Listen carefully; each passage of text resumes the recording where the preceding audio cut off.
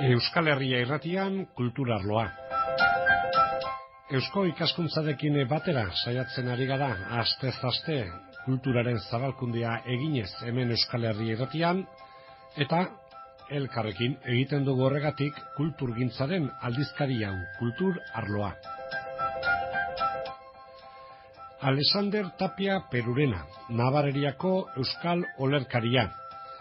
Joan den urtean, hasi ginenaren berri izaten, izan ere Iruñeko udalak ahari jardunaldi batzuk eskaini baitzizkion.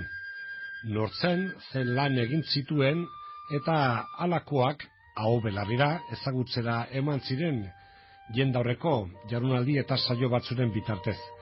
Bada orain, orduan ahotik belarrira esanikoak liburuan hartuta jaso dituzte, eta geuk aldiz liburuaren berri ahotik belarrira eman behar dugu. Hola izaten da, komunikazioaren bidea idatzitik aho belarrirakoan joan da etorri etengabean. Baina gainera, iazko jardunaldi haietan esaten ez zirenetako batzuk ere hartuta eta jasota gelditu dira liburu honetan. Izan ere, Tapia Perurenaren lan berriak, kreazio lanak eta orain arte ineditoak gelditu zirenak hoiek ere jasotzen baitira. Liburu heterogeneoa da, gauza desberdinak baititu. Esan bezala, alde batetik Tapia Perurenak berak idatzitakoak eta orain arte ezagutu gabekoak, Jose Miel Bidadorrek aztertuak hoiek. Baina baita gaurko eguneko, Iruñeko euskal olerkarien abotsak ageri dira, haiek esanak, haiek jasoak. Baina gehiago ere bada, eta hori da Iruñeko udaldeko kultur sailetik, eta zehatzago euskara zerbitzutik urtez urte antolatu dituzten egile berrientzako literatur lehiaketetan sarituak nortzu izan diren, saritu izan zirenak egin batean zertan dabiltzan, azken batean Iruñeko euskal olerkigintzaren berri ematen duen liburua da honakoa.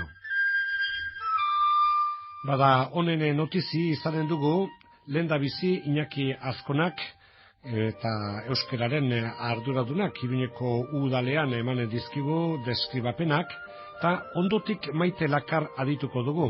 Izan ere, Maite Lakarrek egin baitu arakaketa, aportazioa eta ekarpena zein den ere ezagutuko dugu. Ez bakarrik, hori ere esatekoa da. Baina urte luzetan Iruñeko udaletik egile berrientzako literatur sariketak antolatu dituztenetik, urte hauetan sarituak izan direnak nortzu, orduan egile berri, gerora batzuk behintzat jarraitu dute kreazio lanak eta egiten, eta azken batean Iruña eta euskal olerkigintzaren gaia jorratzen duen liburua da eskutartean duguna. Alexander Tapia Perurena motibo nagusi, liburuaren nondik norakoak azalduko dizkigu Iñaki Azkonak. Liburu honek jatorria du lehengo urtean 2007ko maiatzan, Alexander Tapia Perurenaren heriotzaren 50 urte egiten zirela eta antolatu genion omenaldian, ez? Bertan, jardunaldiak antolatu genituen eta hor aurkeztu ziren ponentziak eta artikuluak eta horrela pixka bat hor agertzen direla orain liburu honetan, ez? Garai hartan pentsatu genuen, Alexander egin genizaioken omenaldiriko berena zela erakustea, azaltzea, berak hasi zuen lan horrek jarraipena izan duela, ez? Ez duela etenik izan, ez? Urte batzuen, hamarkada batzuen etenaldia izan zuen gerra ondoren, baina gero nola pizkat berritu egin den euskarazko olerkigintzan Nafarroan, eta pizkat hori erakustea zela omenaldiriko berena. Orduan, hor dago liburuaren zati bat, ez? Lehen zatia da poetari berari dedikatutako artikuluak, eta bestea, nolabait Nafarroan orain dagoen euskarazko olerkigintzak duen panorama azaltzea. Gero, dudi gabe, eta agian importantena da hori, beste zati bat erantzi genion, eta zati horretan argitaratzen ditugu zenbait poema inedito. Argitaratu genuen antologia hortan agertzen ez zirenak, geroztik azaldu direnak, eta oraintxe hor dauzkagunak, eta azkenean antzerki obra bat, ez? Orduan, Tapia Perunari dedikatutakoen artean, hor badago artikulu bat Jose Miel Bidador baita Euskal Literatura Nafarroan oroar eta gero Alexander Tapia Perurenan batez ere, ez dakit espezialistarik handiena gehiendakiena eta ikertzen daiena, Jose Mieli esker egin aldugu hau. Zeren berak bere ikerketaren bidez aterarazi ditu bere olerkiak, bere biziak horrela bestela genuen egingo seguro. Orduan, bere artikuluan Tapia Perunari buruz mintzatzen da, bere bizitzari buruz, bere ibilbide nolabait literarioaz batez ere lora jokuetan eta berak aurkeztu zen lehiaketetan eta orduan beste poetek eta joku horien antolatzaileek zuten berari buruz izan zuten iritziak eta horrela aipatzen du, baina gero batez ere egiten du bere obraren azterketa estilistiko bat.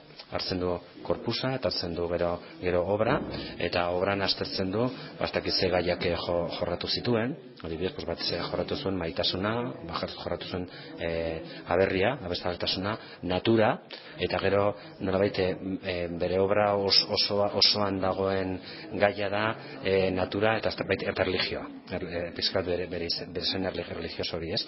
Eta gero azterketa estilistikoa ze baliabide literarioak izan zituen, ez? Eta orduan azaltzen du nola berak garai horretako abanguardiak, olerki gintzan zuen abanguardiak ezagutzen zituen, berak Tapia Perurena Europa ezagutzen zuen, egon zen 3 urtez Parisen eta gero Alemanian, orduan berak ezagutzen zuen. Hala ere, jo zuen gehiago hemengo estilo herrikoiera, bersogintzara jo zuen asko, eta baino berak pixka bat ez zuen kasu handirik egin herrimaria dizez. Gelditzen zen asonanteekin aski zuen eta batez ere lantzen zuen erritmoa, lantzen zuen azentuazioa, musikalitatea, eta horrela nolabait garai horretan garatzen ari zen olerkigintza berriaren adierazgarria zena, ez? Bueno, hor dago Jose Miel Bidadorren lana.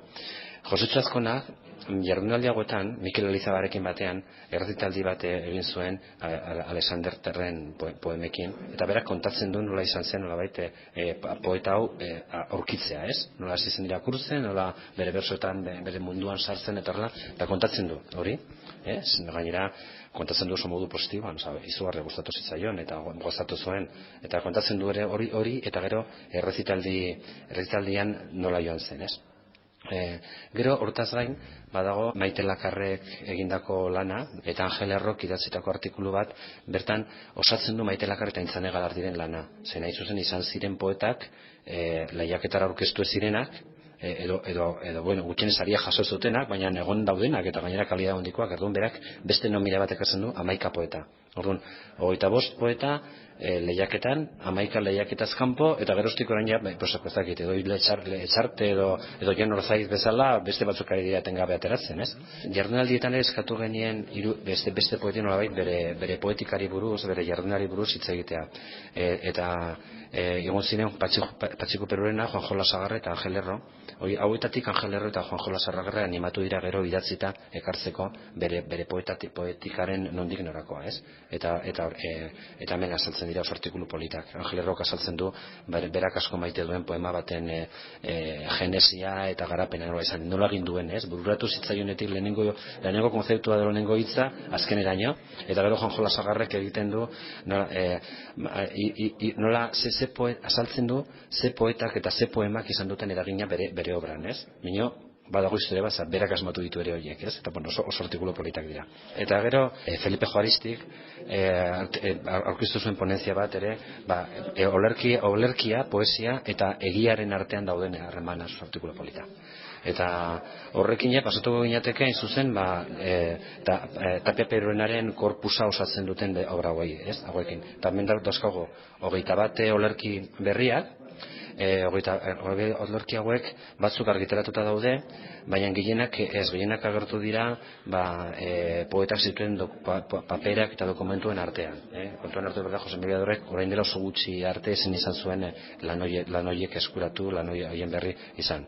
Eta gero ere oso historia berezi izan duen antzerki obra bat, Katxalin Umezurtz izenekoa, obra Horau, nik uste dut hizkuntzen aldetik eta formaren aldetik oso aberatsa da, oso ona da, oso izugarri ona da. Erabiltzen duen hizkuntza arina, hizkuntza eredua, da arintasuna, umen arteko solasak, ika erabiltzen du, da oso polita, agian gaia nahi da, ez? Katalin Basurtza da pizka bat, Maria Rauskinen zera parodia bat, alegoria bat, eta segurazki inocente eta gure garaietarako, pues ez da, ez dakit ez da oso egokia, baina merezi du bakarrik hizkerangatik, lan hori.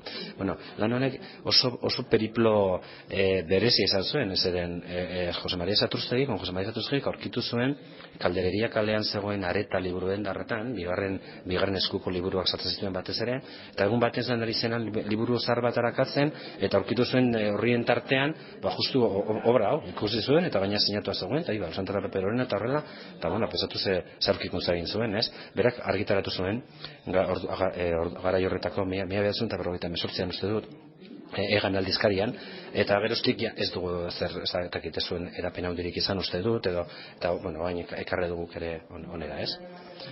Eta hau da, nik uste, gero, aipatzekoa dare, pizkate saiatu garrila txukuntzen diseinua eta horrela, eta orduan bilat ilustrazioak, eta ilustrazioetan batez ere, pintura batzuk daude, ez? Eta bilatu izan duguna, izan da, nolabait garai horretan, poeta Alexander Paperorenaren gandik hurbil egon zitekeen jendearen lana.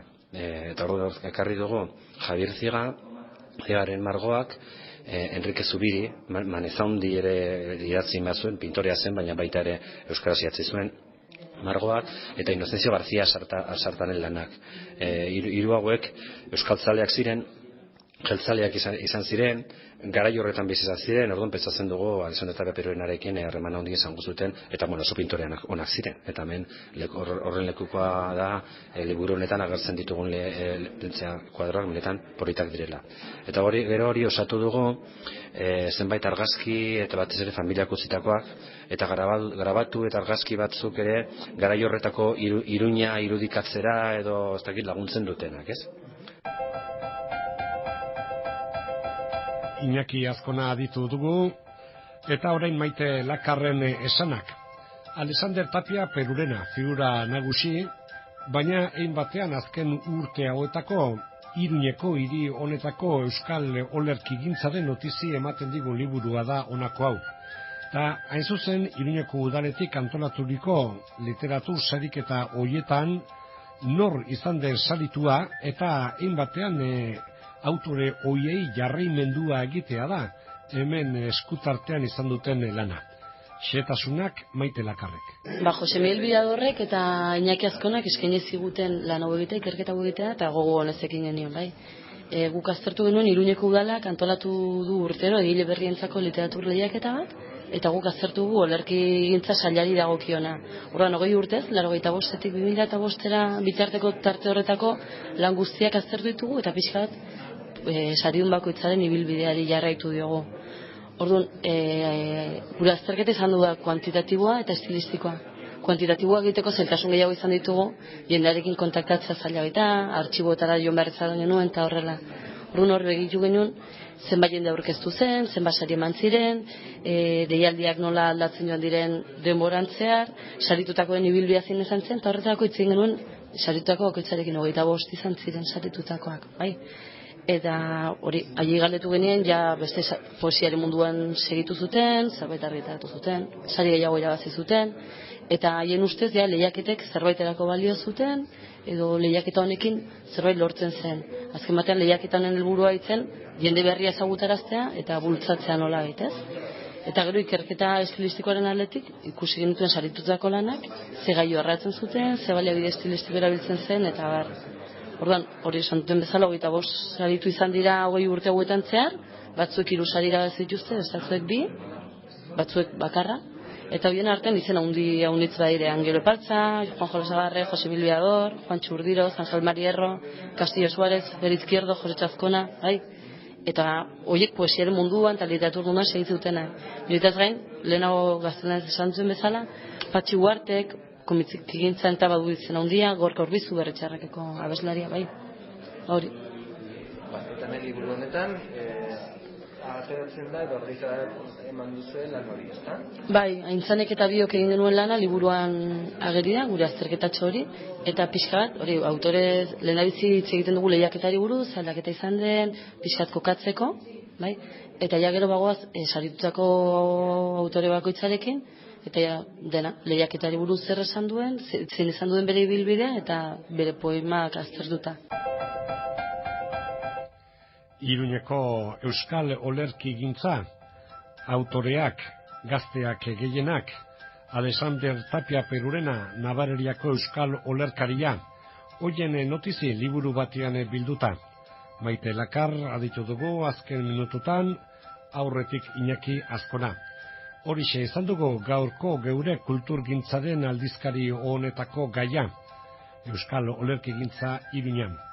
Kulturarloa Euskal Herria irratian egin dugu, eusko ikaskuntzarekin batera kulturaren zabalkundea eginez.